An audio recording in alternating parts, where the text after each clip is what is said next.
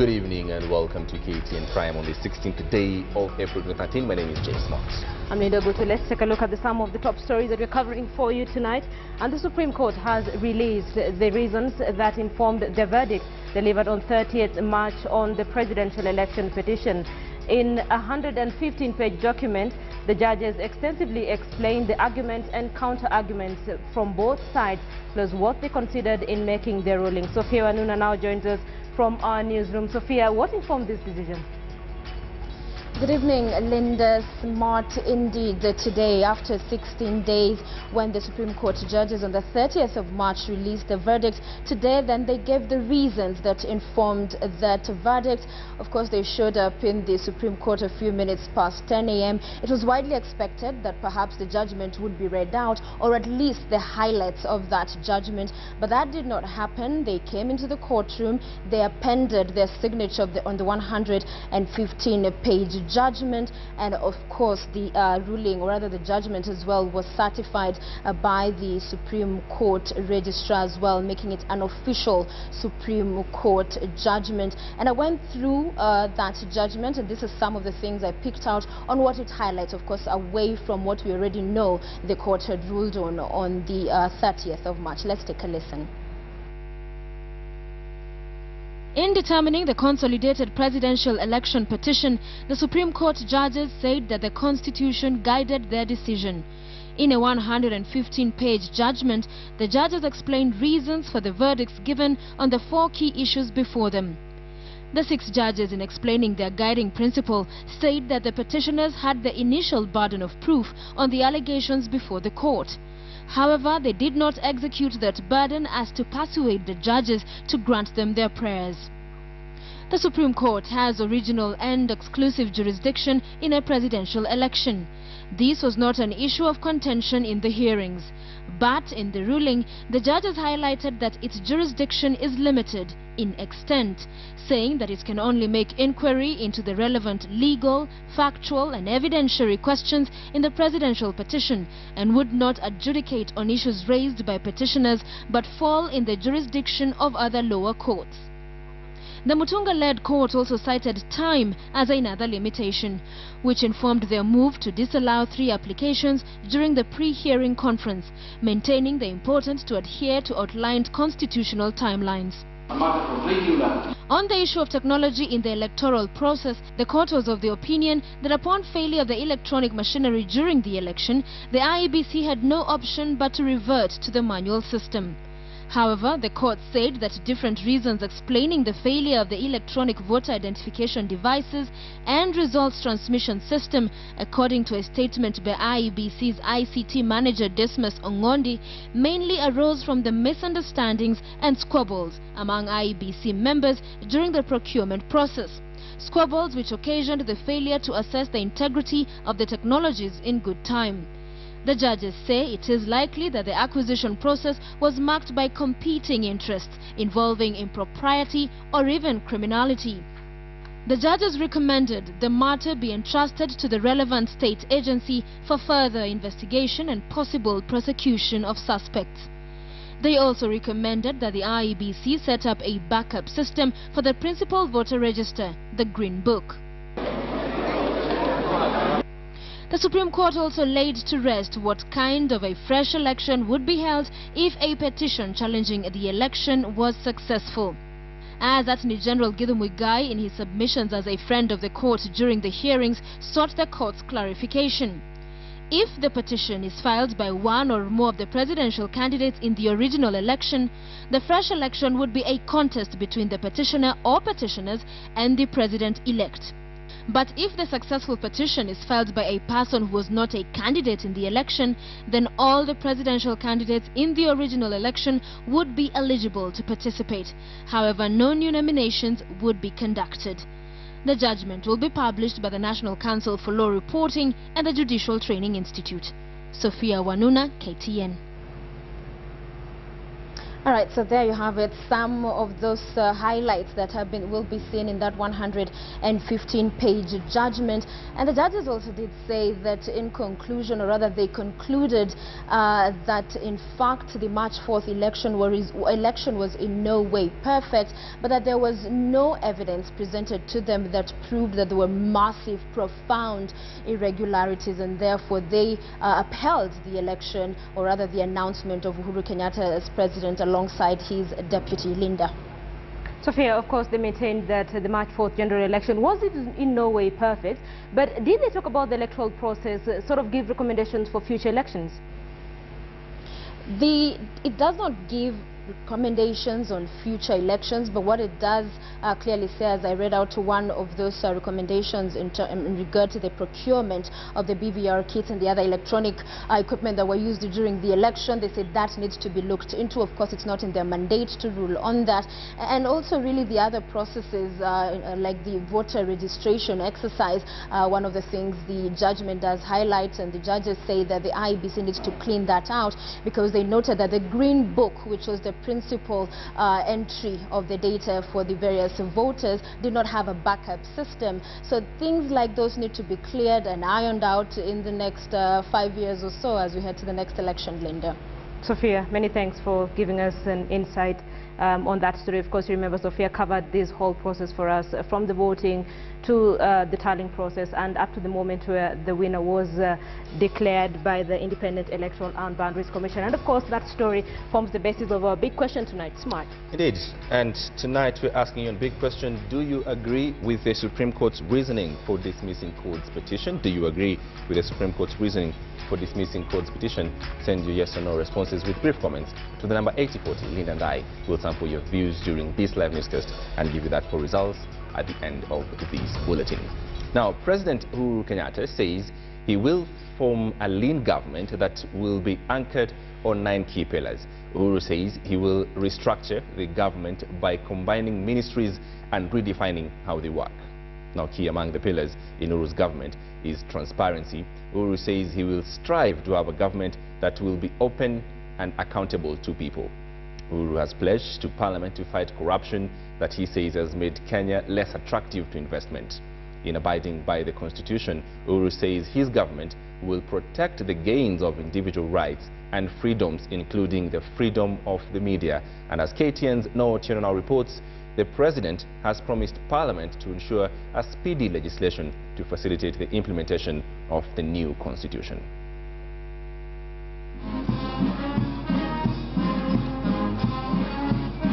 Uhuru Kenyatta summarized his legislative agenda under 9 key pillars that have generally mirrored his Jubilee manifesto as given to Kenyans during his campaigns.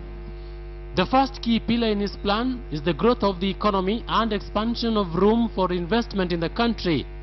He has promised a lean but efficient government. My government intends and will present measures to promote and enhance the tourism sector, review and amend the Public Procurement and Disposal Act to establish a legal obligation on government to buy Kenya first and create procurement quota for our youth and women. Uhuru is also targeting job creation and food security as 2 key pillars to drive his agenda of delivering on the promise he made to the unemployed and to those hit hard by poverty and hunger.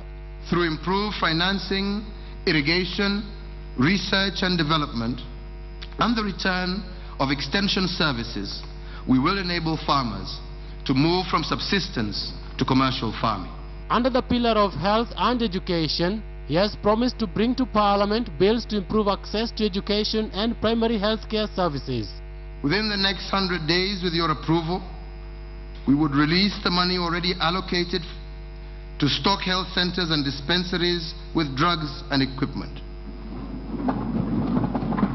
Abolish fees that are currently charged for using public dispensaries and health centers.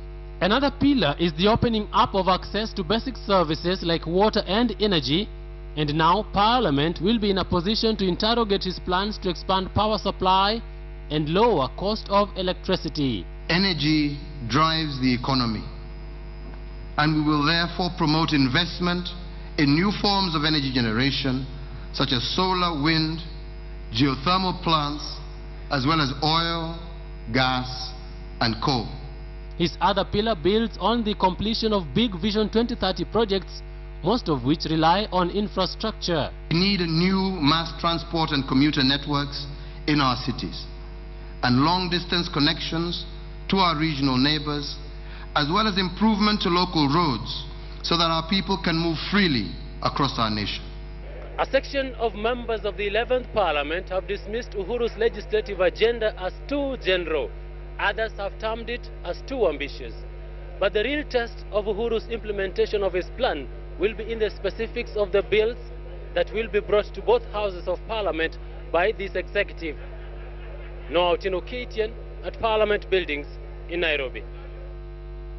And as the 11th Parliament was officially unveiled, it also heralded a new way of conducting parliamentary business.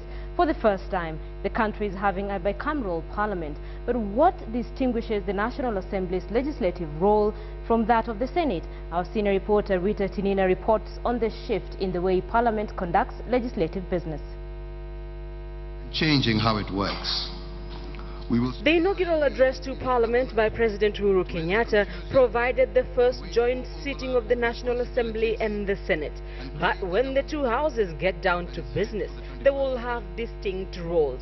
According to our constitution, all things considered, the National Assembly continues to be the more powerful house. The National Assembly will be in charge of, among other things, the budget-making process. It will originate bills relating to the division of revenue between the national and county governments and will have oversight over state officers, including the President and the Deputy President. There is an impeachment process, clearly of the President and the Deputy President. That impeachment would originate in the National Assembly, but the approval thereof will be undertaken by the Senate. The declaration of war is no longer the prerogative of the President. A declaration of war, approval thereof, that again is a function of the National Assembly.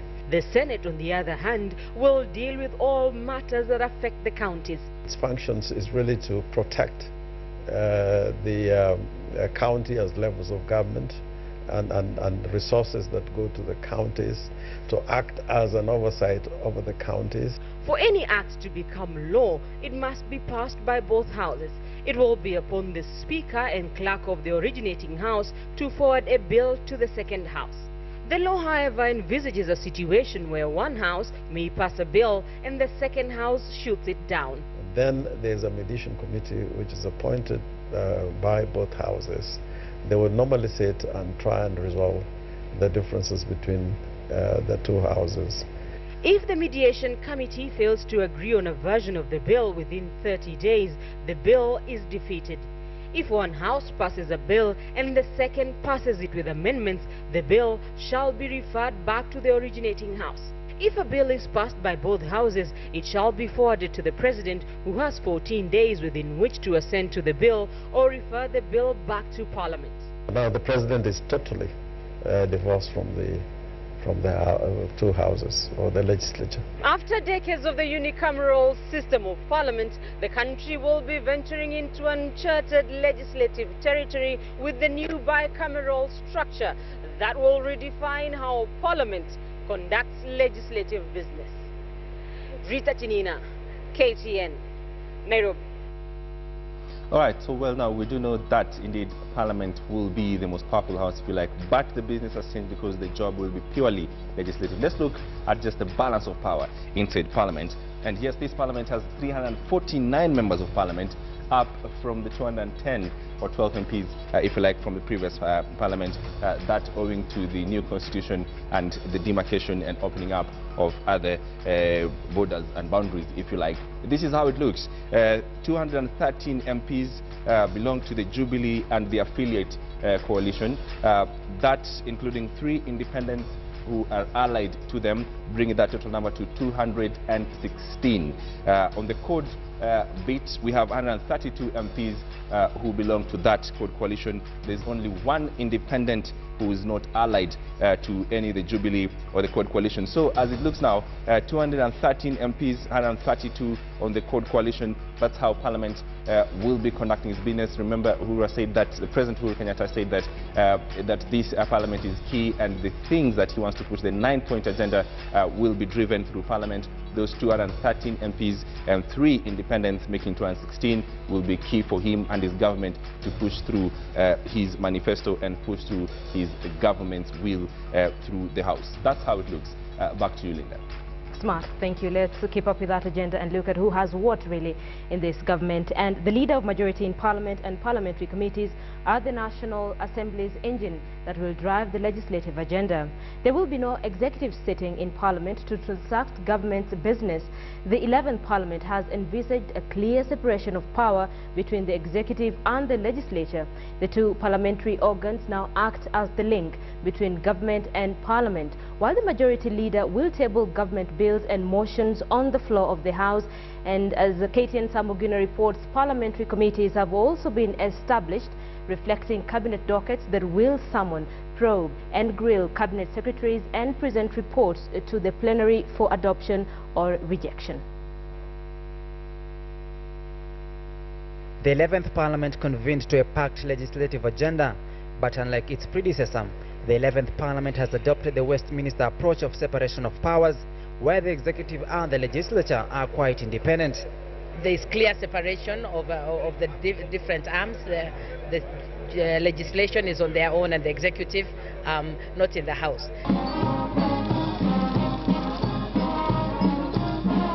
Given the absence of the executive from Parliament, leadership of government business will now be the prerogative of the majority leader, equivalent to the lead of government business as it were in previous parliaments. Jubilee Alliance has tasked Garissa Township MP Adan Duale with the crucial role as a conduit of government motions from the executive to the National Assembly. So it's a very busy office. It's an office that coordinates committees' work. It's an office that will make sure that government agenda and policies. And for me, is to make sure that the pending bills of the last parliament are passed. There are about 24 bills at the second stage. We have about 18 at the committee stage. But parliamentary departmental committees will play a key role in the legislative agenda, given cabinet secretaries are not parliamentarians, and subsequent abolishing of question time. Questions pertaining to different cabinet dockets will be forwarded to the respective departmental committees. The committees then will summon the cabinet secretaries for probing and a report presented to Parliament for debate. The committees are going to be extremely powerful now. You know, we don't have things like question time anymore, and so all transactions will be done at the committee stage. Committees' work now is more enhanced, more pronounced, and they are the central pillar of parliamentary democracy under the presidential system. There are 3 pivotal parliamentary committees that will influence transaction of business in Parliament. Those are the House Business Committee, that determines the calendar of Parliament, the Committee on Selection, responsible for sifting members to select committees, and Committee on Appointment, quite strategic, on vetting public appointees. All the 3 committees to be in place within the first 10 days of Parliament official sitting. In total, Parliament will have nearly 30 parliamentary committees that will be tasked or assigned various dockets covering nearly all cabinet slots. There will be a committee on agriculture, justice, finance, defense, and many more. Membership of the crucial departmental committees will be determined by the Parliamentary Committee on Selection, to be chaired by the majority leader. Political parties will also nominate their members to such committees. The committees in line with the lead of majority will either make or break the government's development agenda, as they hold the critical key to the executive legislative door. The 11th Parliament gets down to a heavy legislative agenda and a new phenomena where cabinet secretaries will not be sitting in the parliamentary chambers. But this noble task will now be undertaken by the parliamentary committees. Samugina, KTN, Parliament. So you have the National Assembly and you have the Senate. Let's look at the men and the women who will drive the agendas in these two houses. And the two top-notch people to watch in this government will be the Speaker of the Senate, that is Ekwe Ethuro, and of course Justin Muturi. Now these two men will determine just how the two houses will relate to each other, that is the National Assembly and the Senate.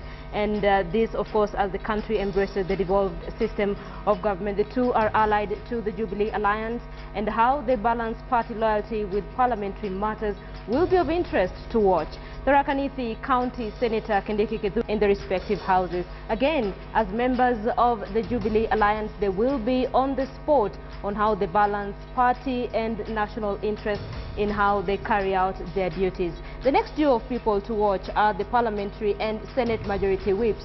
Former Internal Security Minister Kato Ole Mitito is the Parliamentary Majority Chief Whip, while nominated Senator Beatrice Arachi is the Senate Majority Whip. Now these two are expected to administer the whipping system that ensures that members of the party attend and vote as party leadership so desires. So of course, Jubilee having the upper hand here, probably they could carry the day in so many issues in the two houses. Court leader of minority. Night, as Kenyans slept, the skies opened and Mother Nature's blessings rained down on the country. So heavy were the rains that on Tuesday, Kenyans struggled to cope with the aftermath. Residents of Nairobi's Greenfields estate awoke to find that they had been marooned. While a section braved the waters, determined to get to work, others remained at home, trying to salvage what they could. Flood waters had seeped into houses and submerged cars that had been left outside in parking lots overnight. While at Manyanja Road in Donholm, a building under construction collapsed. There were, however, no casualties. Commuters from Syokimau hoping to take the train into the central business district were also disappointed, as train services were suspended at least for the day. The reason? A section of the railway line had been submerged. The situation would, however, seem pale when compared to the situation in Kilifi County, where Red Cross officials came to the aid of over 200 people stranded in Kolobani village.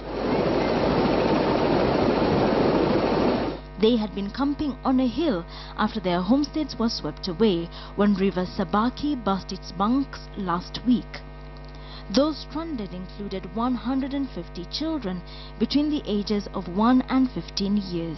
Led by Red Cross Secretary General Abbas Gile, the Red Cross arrived to airlift a section of the stranded, while the rest were evacuated by boat. Largely, it's not rains that have rained in this area. This water that has flooded these villages are water coming from the Earth River that comes into Galana, then into Sabaki. And these are rains that have occurred in Ngong Hills and Nairobi area, and this is why now these communities are flooded. In Garissa, the Tana River also burst its banks, leading to the evacuation of 320 households. Wanakadiria hasara ya mamilioni kufuatia mto Tana kufurika na kusomba shamba zao. Persons living near riverbanks have been advised to relocate. Elsewhere in Baringo County, 16 schools were shut down as 4 rivers burst their banks. Residents whose houses had been submerged fled to higher ground. An entire village in Metipbelion area, Marigat district, was submerged in water. This while tour operators in Baringo contemplated their future, with a section of tourist camps and resorts having been shut down. It's unfortunate that we have had to lose some of our very important lodges that belong to the county. An unknown number of livestock was swept away in Samburu County. Roofs were also blown away and crops destroyed in the fields, while electricity poles fell, leading to power blackouts that have lasted for days. The governor of Samburu County now terming the situation a crisis. In the face of these challenges, Kenyans seeking the government's intervention, but in the face of the new system of government, looking not to the central government, but tungeomba bwana gavana wetu nafikiri anajionea haya yameendelea hapo. In Kisumu, Provincial Commissioner Francis Mutie said the government had allocated 3 million shillings to go towards mitigating the effects of the heavy rains. Yet as the rains continued to wreak havoc in most parts of the country, a section of Kenyans saw them as blessings. Animals in game parks are reportedly thriving and multiplying during this rainy season. Wilkison Abwa, KTN Prime.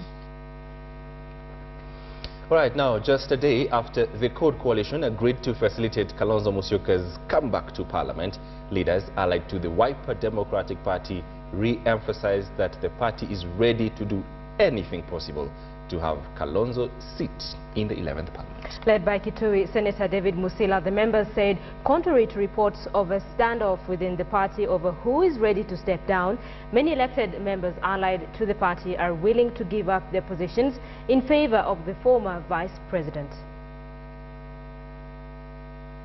We are not short of people who want to step down for the vice president. We are not short of people. All these members, if you ask them, they will tell you they are ready to step down. And it is not an issue as some people want to portray it. The vice president will go to Parliament as and when the party finishes all the necessary formalities that are required under the law. But unanimously, the entire Wiper Democratic Movement, in fact, plus members in the court, are ready to give way and pave way for the vice president to go back to Parliament.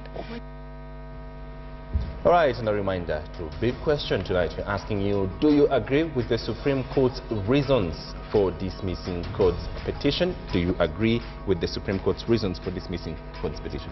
Of course, earlier on you heard from Sophia Wanuna. She's been following this story from the word go. Let us know your thoughts. Send your comments to the number 8040 plus.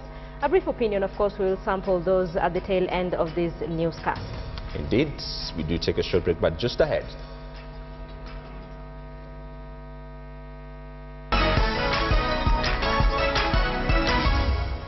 Environment. Speaking during the launch of the Nairobi Crime Observatory report, Kimai revealed that he has already forwarded to Treasury budgetary proposals that would enable the police service acquire more vehicles and increase the number of police officers to match the international ratio of 1 officer to about 450 people. And as Patrick Amimo reports, crime has now become a preoccupation of the young, with your average criminal now aged between 15 to 30 years.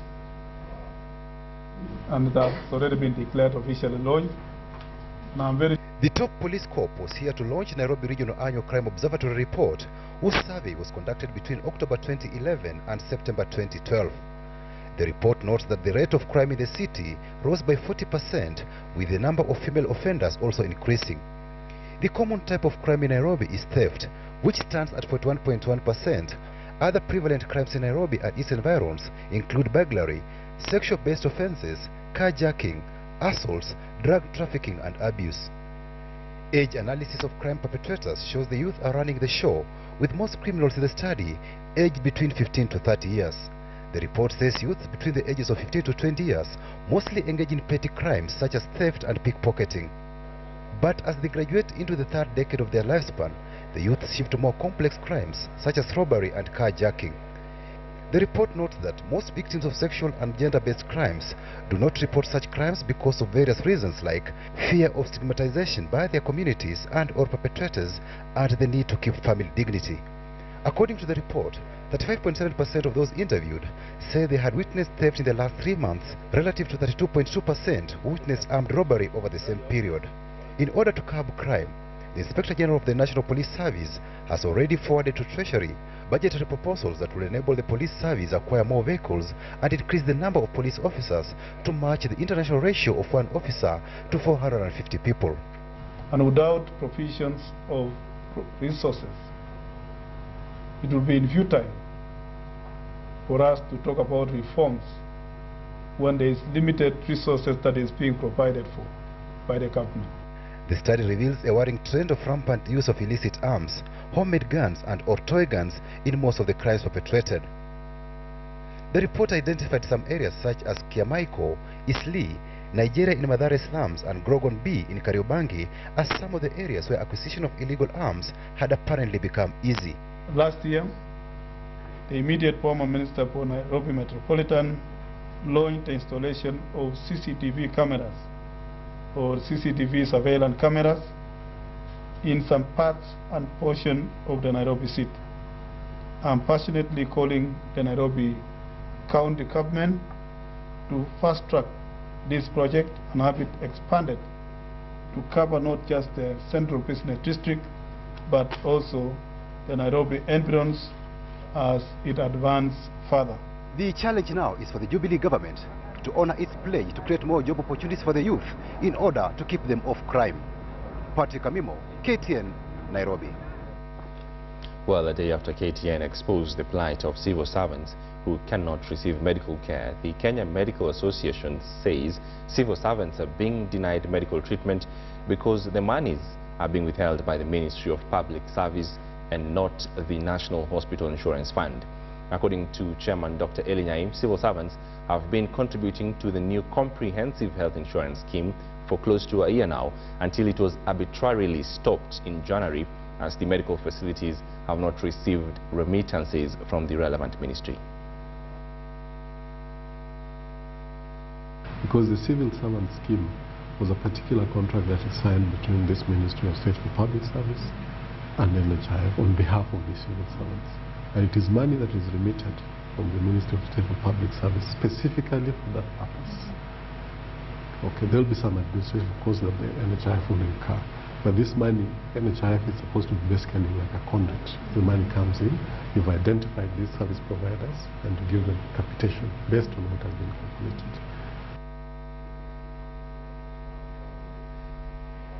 Now let's take you all the way to the coast, and over 600 learning institutions across the country have converged in Mombasa for the National Schools and Colleges Drama Festival. Butere Girls play was actually banned. Have they showed up for the festivals?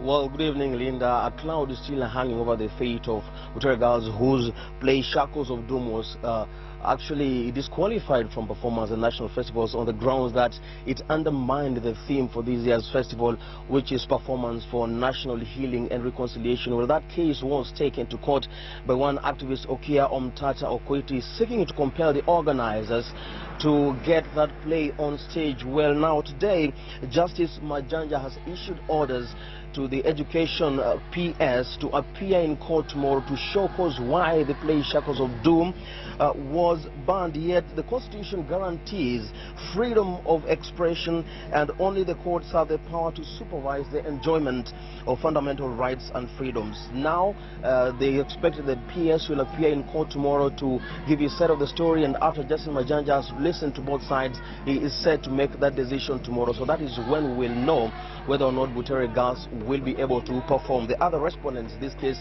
are the AG, the PS, and Mr. Kaemba Sirengo, who is the Executive Secretary of the Drama Festivals. I did speak to the chairman earlier today, Mr. Solomon Shokera, on the same issue and why they stood by the decision in spite of the public outcry, and he said of the play, quote, it was not proper for this festival, saying that it openly talked about revolution and violence, and that was beyond the realms which the students could absorb and enjoy themselves. So that is a story that we're keeping tabs on, but I can tell you, Linda, that this is the first festival under the devolved government, and indeed the organizers have expanded it to be more representative. The ECDs, or the Early Childhood Education Centers, have now been involved in their own category, and also we do have the special need institutions like the deaf and the blind also performing and so on, the performances, and I can say that it is very encouraging from the initial signs. One thing also that the organizers have added another genre, the film genre, which I feel really is very encouraging, a very digital decision, because a lot of the performers who go ahead to use their talent on the stage are people who have actually ended up in the acting industry or in the media industry. And one such success story, if I may say, is myself, having acted and won awards at the national festivals, went ahead to perform at Phoenix and then acted one of the leading local dramas, and now I have the honor of being the senior course reporter, advancing my career through the talents or the skills I honed through presentation at the drama festivals. Now there are 4 performances of the 4 halls where the performances are going on. So if you come into course, you will be spoiled for choice. Or the halls here, if you want to come and watch, the Mbaraki Nursery Hall is where the primary schools and the ECDs are performing.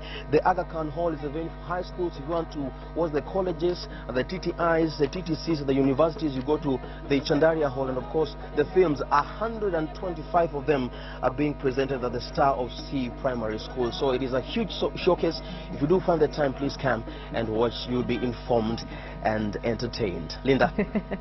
Fadi, indulge me a little bit if you can. You said you took part in drama festivals. What roles are you playing? What role I was playing? Beg your pardon, what role in what? You in said what you category? took part in drama festivals a while back. What roles were you playing? Yes. Oh yeah, I performed a winning narrative called Singare in 2004 the Lana High School. I was one of the best narrators there. I've also performed plays with the Kenya Institute of Mass Communication, who are still here, by the way. So it has been very fulfilling for me, and once I came back, it was a case of meeting all friends at the festival. So I can tell you that there's a lot of talent. Ahmed Darwesh has also performed there. Freddie Limuli of Kiss TV, Atieno is presenting KTN. List is getting long, Fadi. Your list is very long. But thank you so much for speaking to us and for the update on what's happening on the drama festival. Ferdinand Omondi, our coast reporter there, speaking. The day's business report on this Tuesday night. My name is Boni Tunya. Investors are scrambling for investment opportunities in Mombasa County as opportunities arise in the new administration's plans to develop and transform the city. Now, 15 German companies paid Mombasa Governor Hassan Joho what was officially called a courtesy call, but which was in fact a knock on the door of opportunity. And as Ferdinand Omondi reports, the governor is now encouraging foreign investors to participate in the county. 15 German businesses from Nairobi traveled east to explore the business opportunities in Kenya's coastal county. Head of delegation Ingo Baderek said they weren't just here to sell products but to form partnerships. We're looking for skills transfer, knowledge transfer, and that, like I said before, that business and trade is not a one-way street, and I think we've proven that with our presence of around 100 companies in this country in the last 40 years. The governor, Hassan Joho, outlined his plans where he thought the private sector would come in handy. Investor opportunities in the pipeline include a luxury ferry service, commuter train from Kwale through Mombasa to Malindi, Kenya's longest bridge at the Dongo Kundu bypass, housing, e-government, and many more. We want to allow very tight competition so that we can actually get the best for our people. And therefore, my government will strongly support public-private partnership arrangements. He also called on the investors to look at the myriad challenges facing Mombasa at the moment as an opportunity for more business. We have like the waste management, congestion, are opportunities for you to do business with us. Notable companies present at the meeting were Siemens, DHL, DT Dobby and Mercedes. One of our companies is the leading company worldwide to provide dialysis machines for kidney failure. We're looking to set up a branch here in Mombasa for that company. So I think it's all over the board, but we'll probably be focusing on energy, health and tourism. Meanwhile, the fight against corruption at the former city council continues. Joho paid the notorious procurement department a surprise visit to find a mysterious contract worth 41 million shillings about to be awarded. He stalled it and cancelled all pending tenders pending further investigations. Baraza la Manispaa la Mombasa hawana pesa za kulipa mishahara. Hata hivi mwezi wa leo wamelipa mshahara nusu. Halafu nashangaa wanaongeza tena liability ya kutengeneza kitu kwa milioni 40, na hiyo ni wazi kwamba kuna ulegevu fulani. Even as investors line up the vast opportunities available in the envisioned Mombasa County, the governor's biggest concern remains the apparent ineptitude among some workers and the propensity for corruption.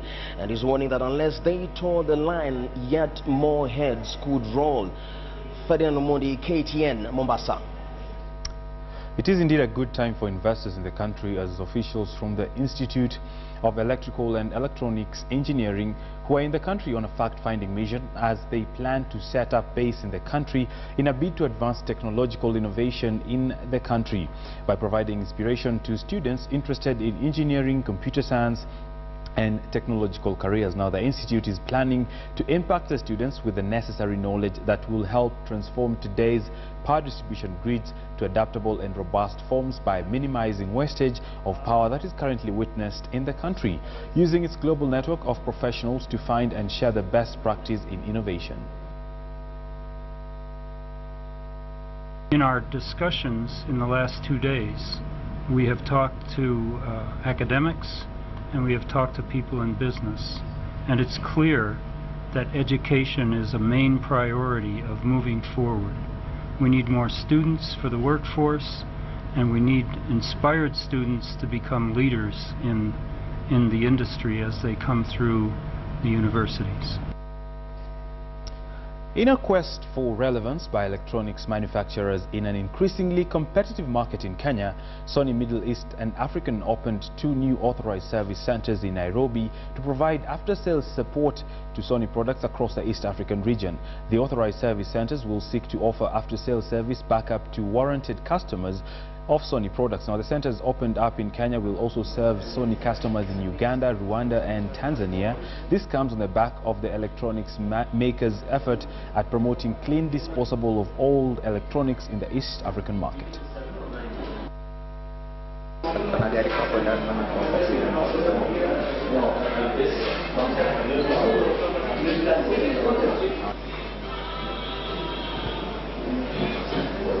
Sony's faith in this market is long and long-standing, and that's why Kenya is used as a platform for a number of products which Sony introduced into the market, and they use this country as a launch platform for introducing these products to the rest of the region, East and Central Africa, and sometimes for the whole of Africa as well.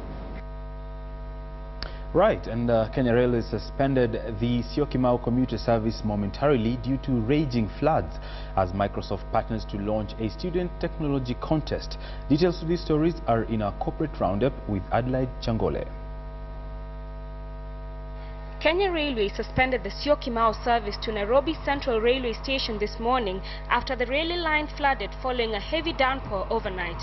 Officials said constructions of informal settlements along the railway reserve in Mukuru Kwanjanga had prevented storm water from draining into Nairobi River, causing the floods. The service resumed late Tuesday evening, with Kenya Railways confirming that it was looking at engineering alternatives to ensure the train service suffers minimal disruption. Meanwhile, a student technology competition dubbed Imagine Cup was launched today at the Alliance Francaise, with more than 100 students from various universities registering for the competition that is sponsored by Microsoft, African Development Bank and Nokia. The event will see students use their imagination and passion to create technology solutions. This year's winners will represent Kenya in the worldwide finals that will take place in Russia in July 2013. And finally, Kenya's largest online restaurant guide and booking engine has entered into a partnership deal with Kopo and Safaricom. The deal will allow restaurant patrons to pay their bills through Safaricom's M-Pesa service. Eat Out generated over 200 million shillings in revenue for its clients last year. Adelaide Changole, KTN Business Today. Financial Markets Report in association with Safaricom Business. Well, how is your money working for you? Let's take a look at the financial markets review coming up next.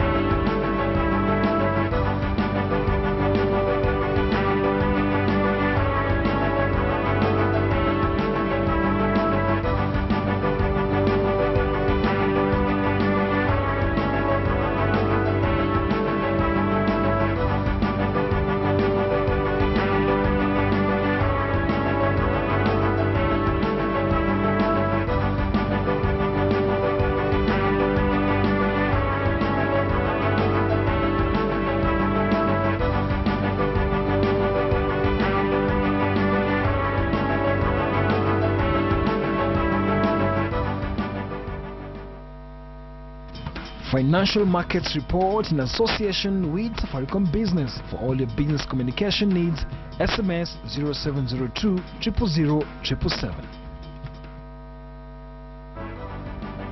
That's just about all the business news you need to know on this Tuesday night. Let's meet tomorrow at the news desk. My name is Bonitunya. Good night.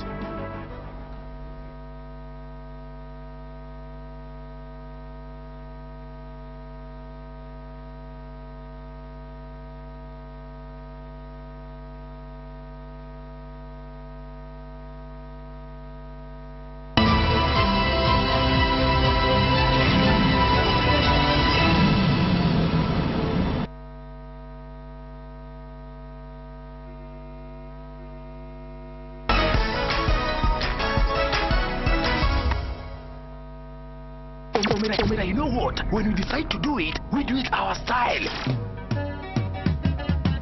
We'll be coming down Kisumu for Rumba Night hour. Not forgetting, Le Grand DJ Mato Zibor and DJ Moore.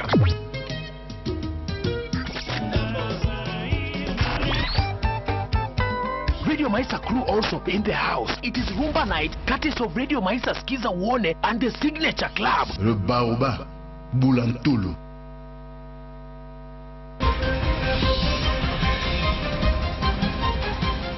KTN Sports Today, in association with Guinness.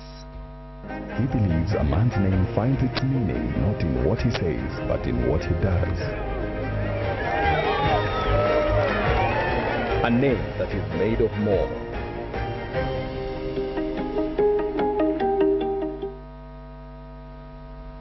Well, it's now time for sports. I am Nicholas Mudimba. Kenya's secondary school powerhouse Maseno High School survived a scare from Shimba Hills boys as they were forced to come from behind to win 46-42 in a nail-biting basketball match on the opening day of the Brookside National Secondary School Games. Mangu High School is hosting these games. I beg your pardon. Trevor Gary managed 16 points for Maseno, while Shapiro Nyamoya contributed 9 points for the winners. Hassan Juma has day one's highlights next.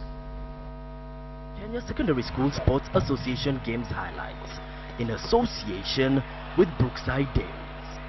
Brookside, nurturing sporting talent. Shimba Hills boys basketball team came out of the shadows of their female counterparts as the Brookside Secondary School Term 1 games got underway in Mangu. With the defending champions Leza Hill locked out for fielding ineligible players, the top honors was up for grabs. The coastal side forced a 10-10 draw in the opening quarters. Paul Otula's boys lacked their usual composure and giving out turnovers easily.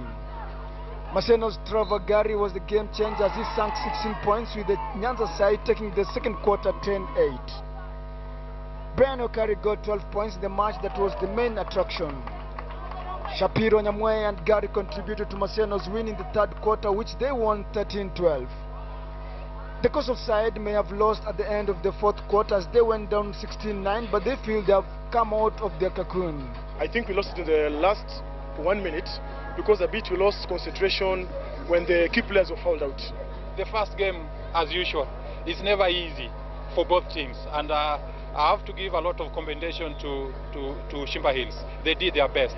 In the other match of the day, Rift Valley's Kapsabet boys were no match for Nairobi's Upper Hill as they were thumped 97-22 in a one-sided game that showed the huge discrepancy between the established sides as well as the teams that are playing catch-up. Joseph Ongori was the star player for the winners as he scored 18 points, with Emmanuel Najula and Joseph Njeru contributing 11 points each. In rugby, host Mangu silenced debutant St. George's Mombasa 22-0. That match was played on a soggy pitch. Kelvin Moura made the first try for the host after just 5 minutes, with Newton Kiptanui adding a second before conversion from Francis Ntenya made the game safe for Mangu. Kevin Turibu and Edwin Mwenda scored a try each to ensure maximum points for Mangu. The sponsors believe this year's championships will be more competitive because of the schools involved. We also noted that there are new other schools that have come in for the first time, and that's how competitive these games are becoming. In basketball, we had Kapsabet boys for the first time, and we applauded them for that. We saw Mandera High. Other disciplines being competed in are netball, hockey, athletics, as well as swimming. Reporting for KTN Sports Today, I'm Hassan Juma. Brookside Kenya Secondary School Sports Association Games highlights in association with Brookside Dales. Brookside, nurturing sporting talent. Moving on now, the much talked about Athletics Kenya elections failed to take place today after court injunctions was issued blocking the exercise. The county polls was set to kick off today. AK was served with the injunction last evening, and former athletes in the North Rift supported the postponement, saying it will allow to continue with all the processes. It could have exposed the entire exercise to legal challenges. Victor Gale reports. Kids from all over the country had converged at their various county polling centers for the much-awaited Athletics Kenya elections, which had previously been postponed thrice. But to their amazement, there was a court order barring them from conducting the exercise. Moses Tanui, who 10 years ago unsuccessfully attempted to unseat the current chairman Isaiah Kiplagat, supported the injunction, saying the exercise was flawed from the beginning. Some other districts registered more people, and some of the other districts registered less people. Yeah. And there is a minimum of 24 people to participate in any elections. The Ministry of Sports, through Permanent Secretary James Oweru and Sports Commissioner Gordon Oluoch, had on several occasions prevailed upon Athletics Kenya to amend its constitution to allow the elections start from the county level and not the world level, as was the case previously. Lakini tumeshangaa saa zile tumekusanyika katika hall na tumekuwa na the returning officer, tunaambiwa ya kwamba hakuna elections. That they have gone to court and we don't know who are these people and for what reasons. Barnabas Korir, the Nairobi branch AK chairman, could not pick out which branch the individual who obtained the order comes from, but he did not rule out an AK insider. The person who went to vote has nothing to do with athletics, but it's just being used to frustrate the athletics. They are afraid that they are going to lose, and they want to maintain the status quo so that they can always pinch in something there. It is not about athletics. Totally, absolutely out. The delay occasioned by the injunction could affect preparations for the upcoming World Track and Field Championships in Russia in August, among other events preceding it. Hakuna mtu anaweza sema alifungiwa nje, isipokuwa ni kama kitu kama siasa wanataka kulete kwa mbio. Kiplagat was seeking re-election as chairman. Victor Ogale, KTN Sports. And still in matters of athletics, athletes in Kenya have condemned the perpetrators of the twin bombs that claimed 3 lives. The completion of the rehabilitation work at the Kipchoge Stadium in Eldoret is now in sight. Containers of the long-awaited tartan material used to link the professional track arrived in Eldoret over the weekend. The rehabilitation work placed 1 year behind schedule, and the contractors was forced to hold the work after the government delayed payment. Lack of training facility in the North Rift region has defranchised the athletes in the region who have been forced to make do with substandard training. President Uhuru Kenyatta, while officiating the commencement of the 11th parliament, reiterated his government's promise to build 5 modern stadia in the country.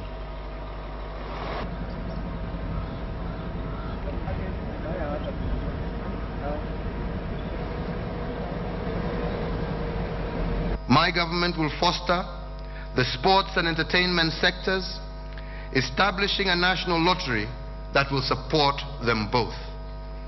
We will also seek, in consultation with the county governments, to provide for the building of sports stadia in 5 main towns across our country.